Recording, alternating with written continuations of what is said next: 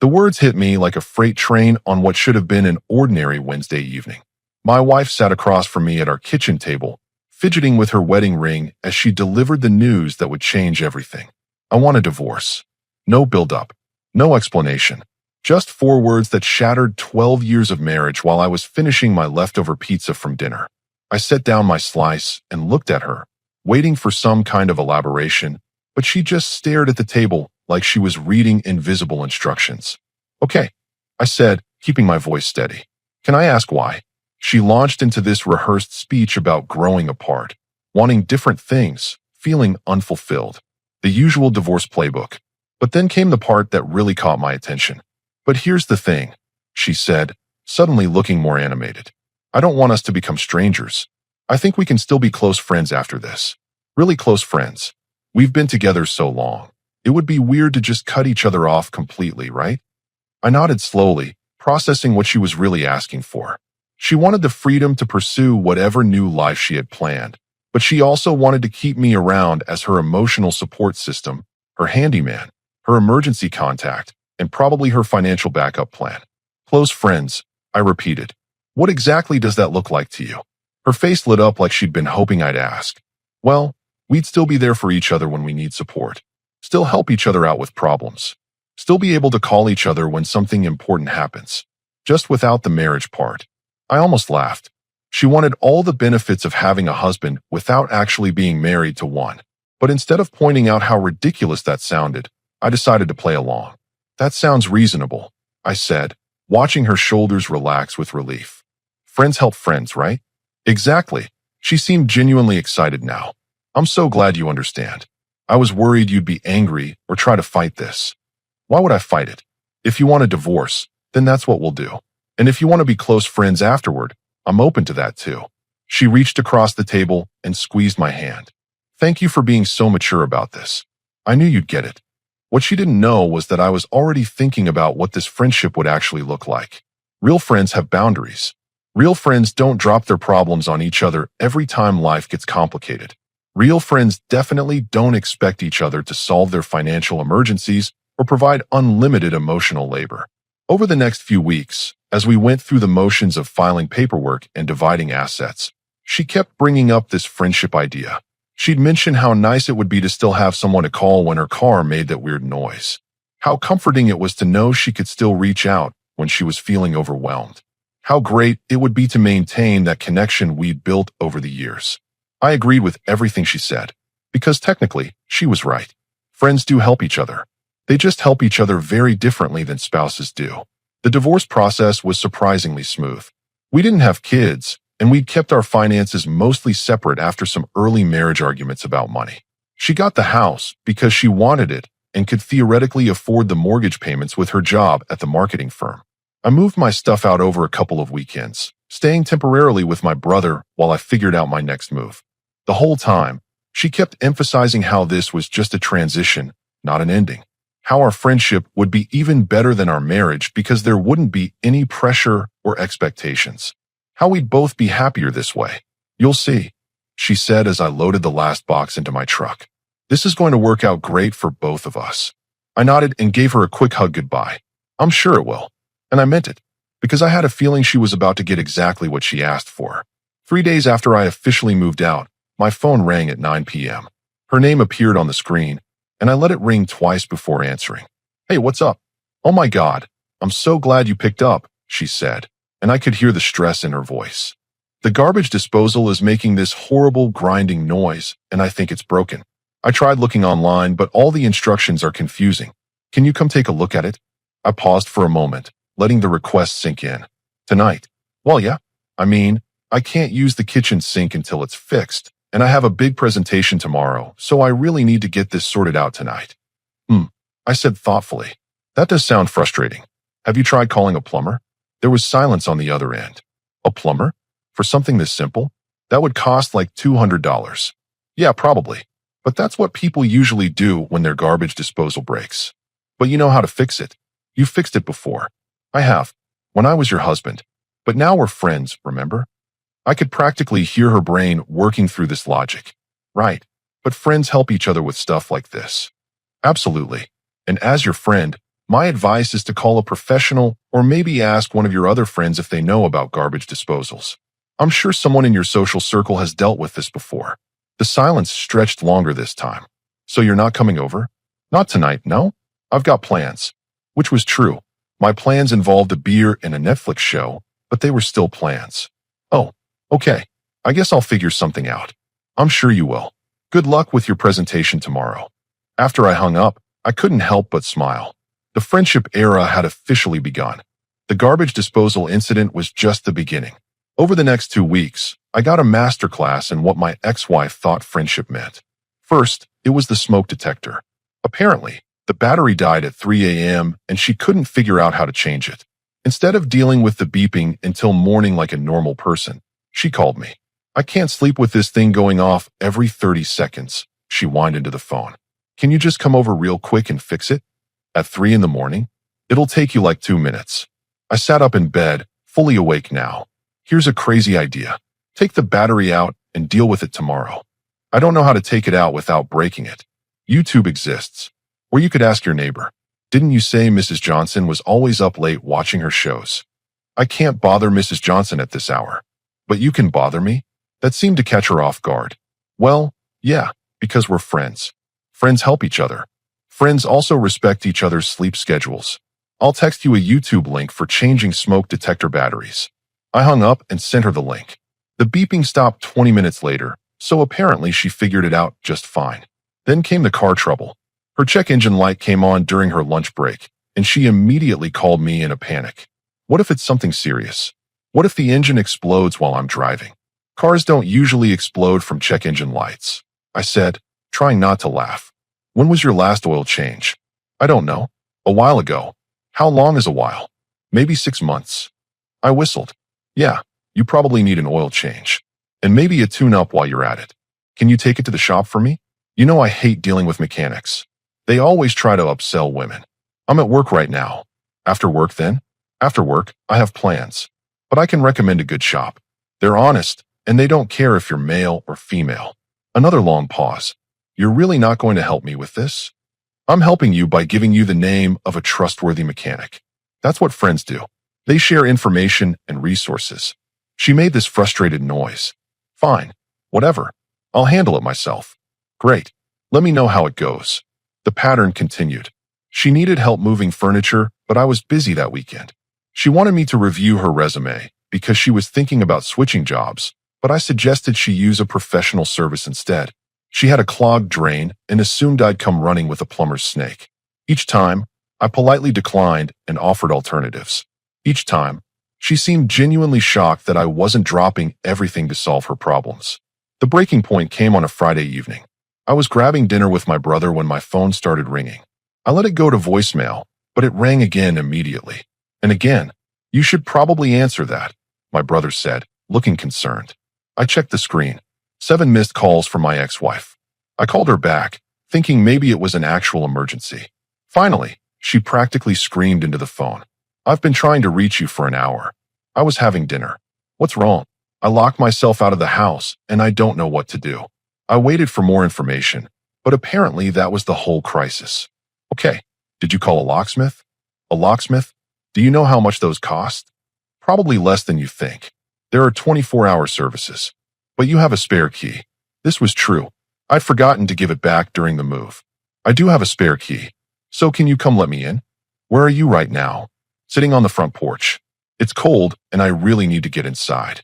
I looked across the table at my brother, who was trying not to eavesdrop, but clearly hearing every word. Have you tried the locksmith route? I called one place, and they said it would be $200, and they can't come out for an hour.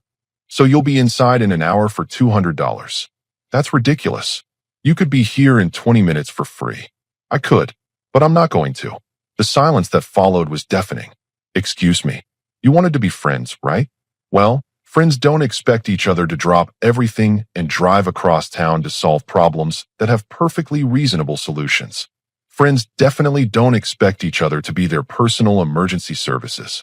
But this is different. This is an actual emergency. Being locked out is inconvenient, not an emergency. You're not in danger. You're not hurt. You just need to make a decision about whether $200 is worth not sitting on your porch for an hour. I could hear her breathing getting heavier. I cannot believe you're doing this to me. I'm not doing anything to you. I'm being your friend. And as your friend, I'm treating you like a capable adult who can solve her own problems. This is not what friendship looks like. Actually, this is exactly what friendship looks like. Friends have boundaries. Friends don't expect unlimited free services. Friends respect each other's time and plans. She hung up on me. My brother raised his eyebrows. That sounded intense. She's learning that divorce has consequences. Thinks she'll figure it out. I picked up my burger and smiled. Eventually, or she'll run out of emergencies. Either way works for me. An hour later, I got a text message. Locksmith came. $180. Thanks for nothing. I texted back. Glad you got inside safely. See, you handled it perfectly. She didn't respond. The real test of our new friendship came 6 weeks after the divorce was finalized. I was enjoying a quiet Saturday morning when my phone buzzed with a text that made me nearly choke on my coffee. Emergency.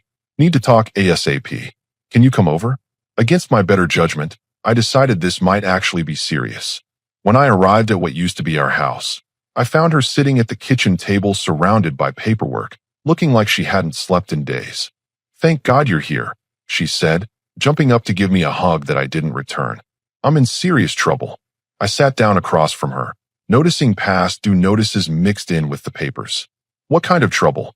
The mortgage payment is due on Monday, and I'm short. How short? She looked down at her hands. $800. I leaned back in my chair. $800 wasn't pocket change, but it wasn't catastrophic either. What happened? The car repairs ended up being more expensive than I thought. Then I had to replace the washing machine because it completely died. And there was that work conference I had to attend out of pocket because they're reimbursing me next month. I nodded, doing the math in my head. She'd made a series of poor financial decisions and now expected someone else to bail her out. So what's your plan? Well, I was hoping you could help me out. Just this once. I'll pay you back as soon as I get my work reimbursement. There it was. The real reason she wanted to stay friends. The ultimate safety net. You want me to loan you $800. I know it's a lot to ask, but I'm really stuck here. If I miss this payment, they'll start the foreclosure process. I could lose the house. I studied her face, looking for any sign that she understood the irony of what she was asking. Let me make sure I understand this correctly. You divorced me, took the house, and now you want me to help pay for it. It's not like that. This is just a temporary setback. I can afford the payments normally. Can you though? Because if you're $800 short after 2 months of being on your own, maybe you can't actually afford this house. Her face flushed. I can afford it. I just had some unexpected expenses. Right? And when the next unexpected expenses come up, what then? That won't happen again. I almost laughed. Come on. Life is nothing but unexpected expenses. The water heater will die. The roof will leak. Property taxes will go up. That's homeownership. She was getting frustrated now. So you're saying you won't help me? I'm saying that friends don't typically make each other's mortgage payments. That's more of a spouse thing. But this is an emergency. No, this is poor planning. An emergency is when a tree falls on your roof. This is just regular adult consequences. She stared at me like I'd grown a second head. I can't believe how cold you're being about this. I'm not being cold. I'm being realistic. You wanted independence, remember? You wanted to handle your own life. Well, this is what that looks like. So you're just going to let me lose the house. I'm not letting you do anything. You're making your own choices. And if you lose the house, that's also your choice. She started crying then, which I'd been expecting. It was her go-to move when logical arguments weren't working. Please, she said through the tears. I'm begging you. I'll do anything. You could sell the house. What? Sell the house. Downsize to something you can actually afford. Problem solved. I'm not selling our house. It's not our house anymore. It's your house. And if you can't afford it, then you need to make different choices. She wiped her eyes and looked at me with a mixture of anger and desperation. What happened to you? You used to care about me. I do care about you. That's why I'm not enabling your bad decisions. Enabling? This is one payment. This is one payment this time. What about next time? And the time after that? How many mortgage payments am I supposed to cover before you figure out you're living beyond your means? She didn't have an answer for that. I stood up to leave. Look, here's some friendly advice. Call your mortgage company and explain the situation. They might work out a payment plan. Or call your parents. Or take out a personal loan. Those are all normal things that people do when they're short on money. My parents already think the divorce was a mistake. I can't ask them for money. Then maybe you should consider the possibility that they might be right. I headed for the door, but she followed me. Wait, what if I paid you interest? Like a real loan? I turned around. What if you acted like the independent adult you claimed you wanted to be? This isn't fair. Fair? You wanted out of this marriage. You wanted to be on your own. You got exactly what you asked for. The fact that it's harder than you expected doesn't make it my responsibility. But we're friends. Friends don't ask friends to pay their mortgages. Friends respect boundaries. I walked to my car while she stood in the doorway, still crying. Part of me felt bad for her, but a bigger part of me knew this was necessary. She needed to learn that actions have consequences, and that divorce meant actually being divorced. On Monday evening, I got a text, found another solution. No thanks to you. I texted back, glad to hear it. That's what friends do. They figure things out. I never found out what her solution was, but 3 weeks later I drove by the house and saw a for rent sign in the front yard. Apparently, she decided to move in with a roommate and rent out the house to cover the mortgage. It was actually a smart decision. I was proud of her for figuring it out on her own. That's what friends are for, after all, believing in each other's ability to solve their own problems. Life has a funny way of throwing curveballs when you least expect them. 3 months after the mortgage incident, I was at my cousin's birthday party at a local sports bar when I spotted a familiar face across the room. It was my ex-wife's best friend, sitting alone at the bar nursing a beer and looking like she'd rather be anywhere else. We'd met several times during the marriage, but I'd never really talked to her one-on-one. My ex always dominated those conversations. I debated whether to approach her. Things with my ex had been blissfully quiet lately, and I wasn't eager to stir up drama. But she looked genuinely miserable, and my cousin had always taught me to be polite to people who seemed like they needed a friendly face. Mind if I sit? I asked, gesturing to the empty stool next to her. She looked up, surprised. Oh, hey. Yeah, sure. You look like you're having about as much fun as I am, I said, ordering a beer from the bartender. She laughed, and I realized I'd never really heard her laugh before. It was a good laugh. Genuine. That obvious, huh? Let me guess. Blind date gone wrong. Worse. Forced networking event. My boss thought it would be good for my career to schmooze with potential clients. She gestured around the bar, which was full of people watching the game and definitely not discussing business deals. Turns out nobody here is interested in talking about graphic design over buffalo wings. Graphic design? That's cool. What kind of stuff do you work on? Mostly corporate websites and marketing materials. Nothing glamorous, but it pays the bills. We fell into easy conversation. She was funny and smart, with opinions about everything from the terrible ref calls to the best places to get tacos in town. I found myself actually enjoying talking to her, which was weird because I'd assumed she'd be just like my ex-wife. Can I ask you something? She said after we'd been talking for about an hour. Sure. How are you holding up? With everything that happened? I shrugged. Better than expected, honestly. The divorce was the right call. She nodded slowly. I figured you'd say that. What do you mean? Nothing bad. It's just that she always complained about you, but the things she complained about were actually good things. That caught my attention. Like what? Like how you were too practical. Too focused on boring stuff like budgets and savings accounts. Too unwilling to be spontaneous. Those sound like complaints to me. They do until you watch someone struggle to pay rent because they spent their mortgage money on a spontaneous weekend trip to Vegas. I nearly choked on my beer. She did that. Last month. Posted pictures all over Instagram of her living her best life. Then called me crying because she didn't know how she was going to make her car payment. Did you help her out? She shook her head firmly. Nope. I told her to call her bank and work out a payment plan. I'm not in the business of enabling bad decisions. I stared at her. That's exactly what I told her about the mortgage. Great minds think alike. We talked until the bar started closing down. I walked her to her car, and she turned to face me before getting in. This might be weird to say, but I always wondered what you were actually like. She talked about you so much, but I never felt like I was getting the real picture. What kind of picture were you getting? Honestly, she made you sound boring and controlling, but you're neither of those things. Thanks, I think. It's definitely a compliment. She paused, seeming to consider something. Would you maybe want to grab coffee sometime? I promise no relationship drama or ex-wife gossip. Just coffee. I thought about it for exactly 2 seconds. I'd like that. We exchanged numbers, and I watched her drive away with a smile on my face that I couldn't quite explain. 2 days later, we met at a coffee shop downtown. What was supposed to be a quick coffee turned into a 3-hour conversation about everything except my ex-wife. She was passionate about her work, well-traveled, and had this dry sense of humor that caught me off guard in the best way. "So what's your story?" I asked as we walked around the downtown area after finishing our coffee. "How'd you end up in graphic design?" "Pure accident. I was pre-med in college, but I kept failing chemistry.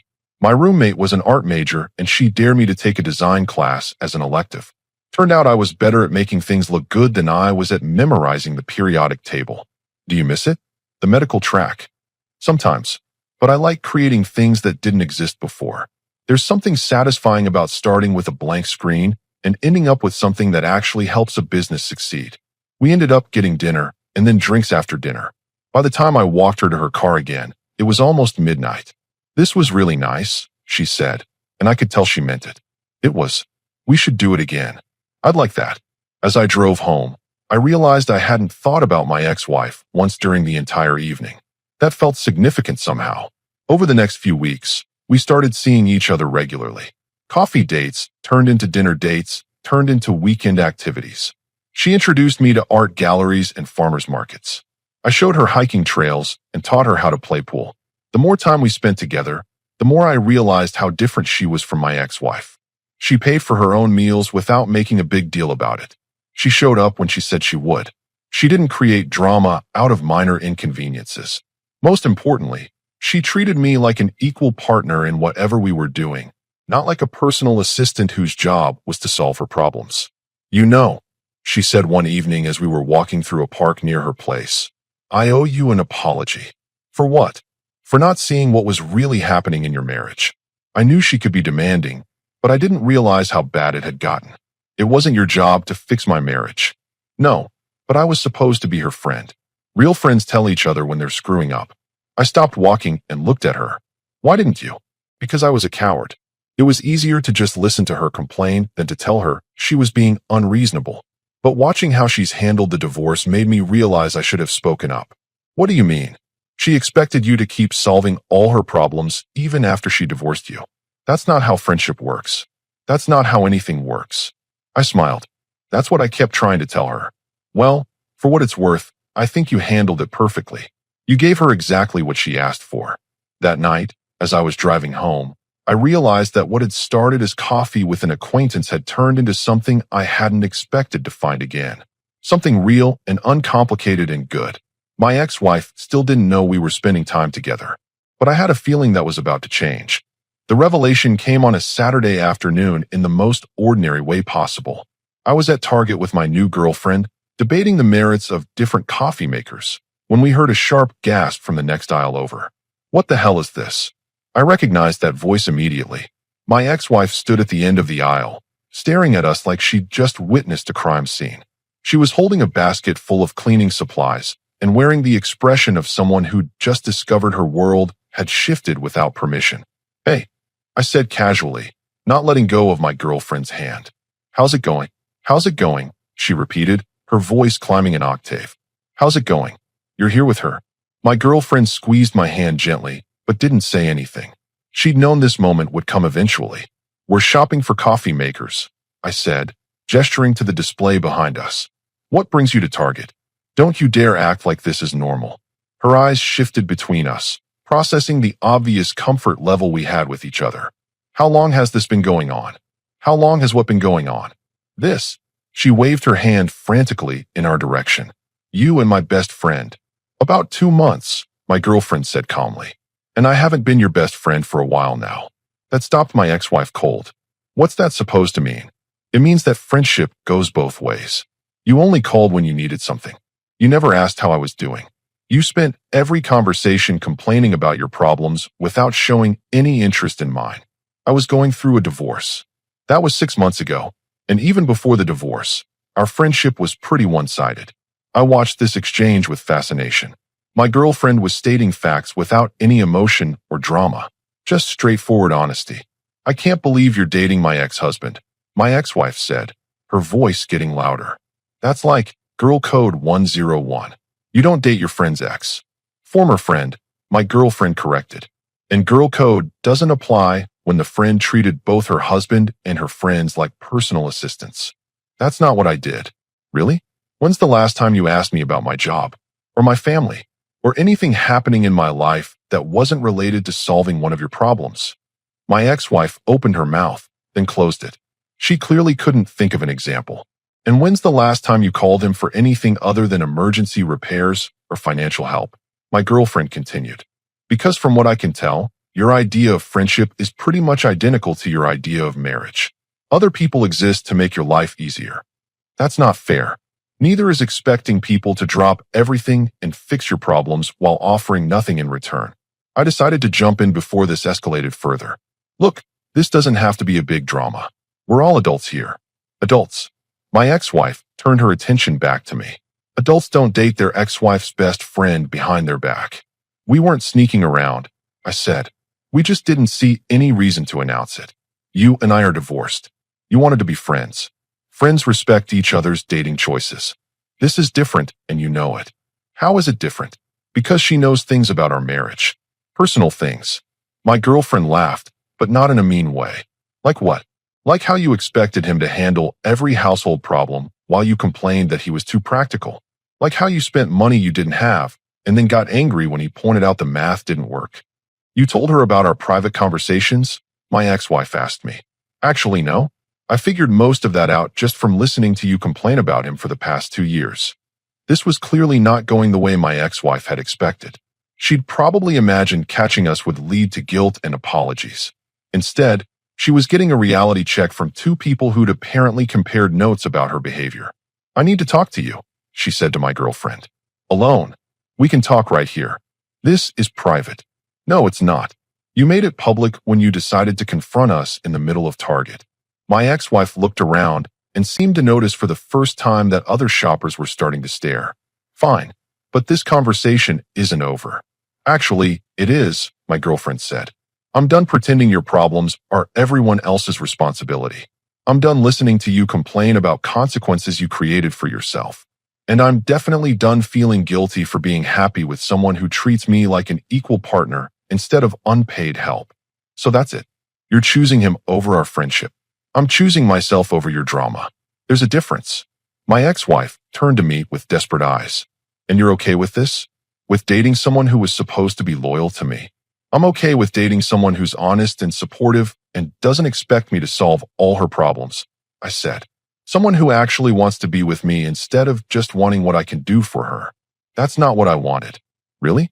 Because when you asked for friendship after the divorce, you immediately started calling me for home repairs and financial bailouts.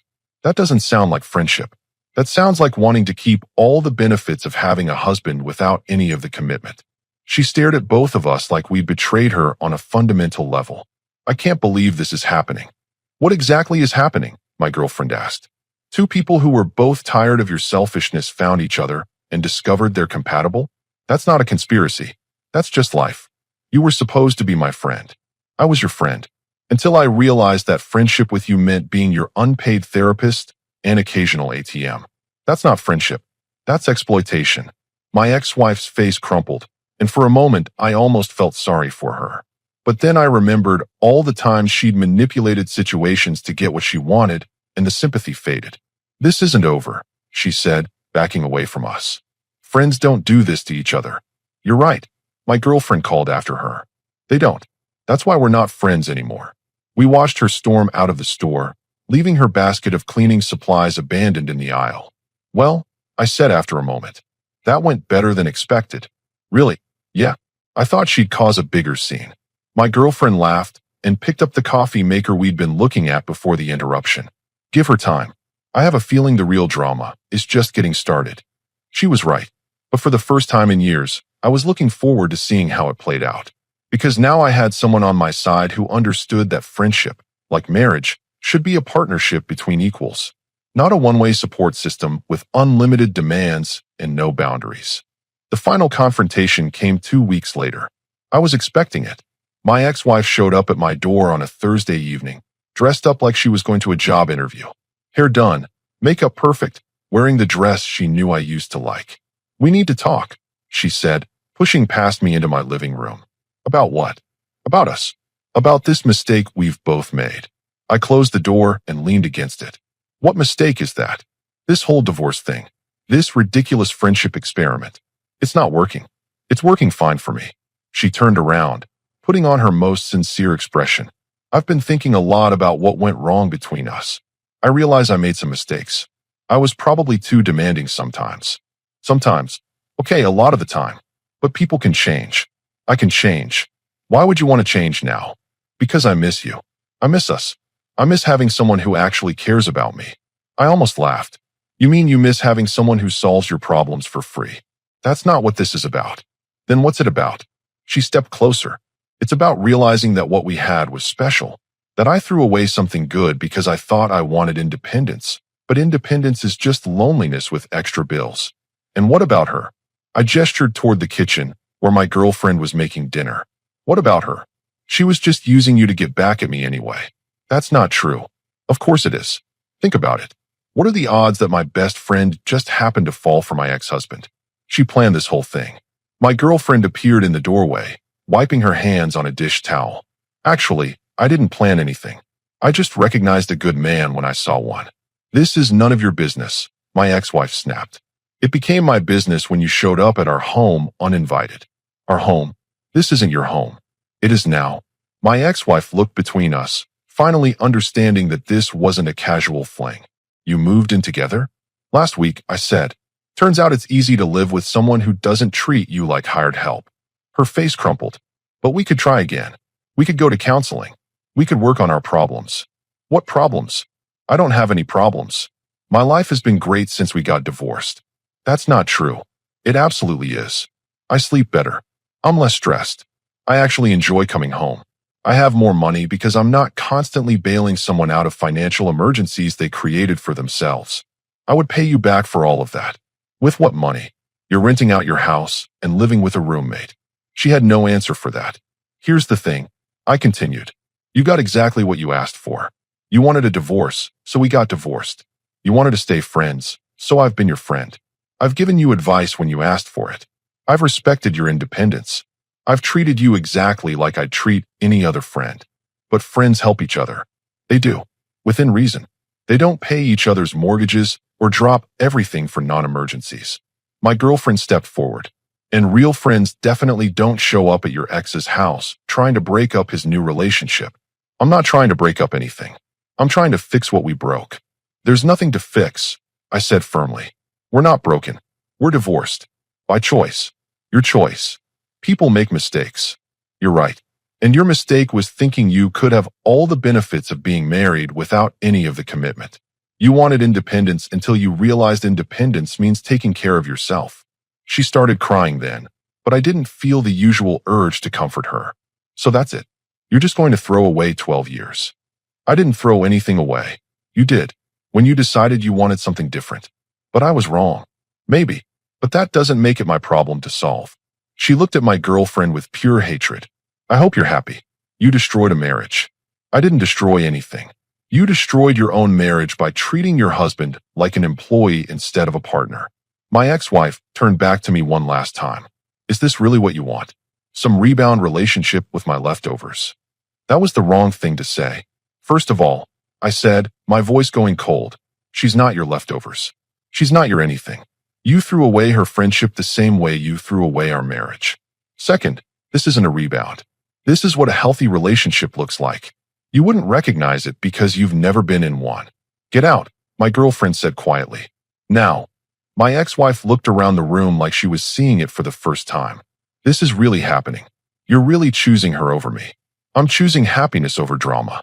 I'm choosing partnership over servitude. I'm choosing someone who wants to be with me, not someone who wants me to be their personal problem solver. She walked to the door, then turned around. You'll regret this. The only thing I regret is not doing it sooner. After she left, my girlfriend and I stood in the quiet living room for a moment. Think she'll try again? She asked. Probably, but it won't matter. Why not? I pulled her close and smiled. Because I finally learned the difference between being needed and being wanted, and I'd rather be wanted. 6 months later, I heard through mutual friends that my ex-wife had moved back in with her parents.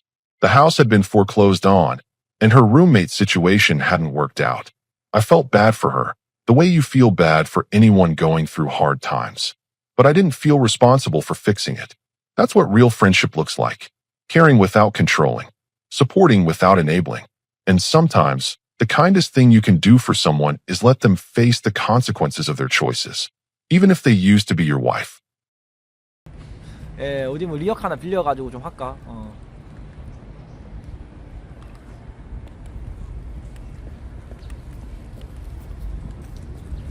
본인이 단 거는 거의 다 회수해야 되는데 냅두면 돈 받아야지. 그러니까 내가 돈을 준다는 거야, 아니면 집주인이 돈을 받는다는 거야 나한테. 그게 무슨 소리야?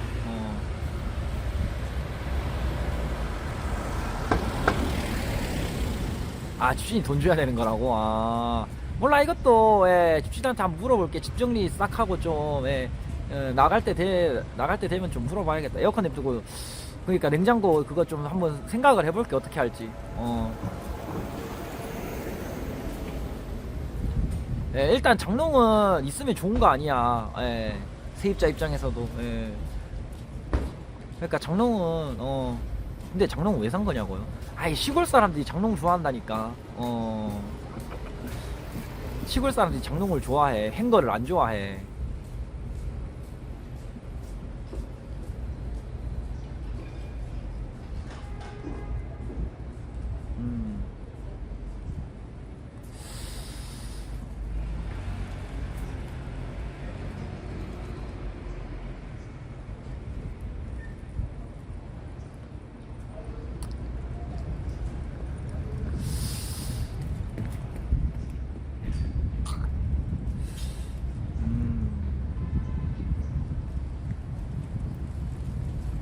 그러니까요.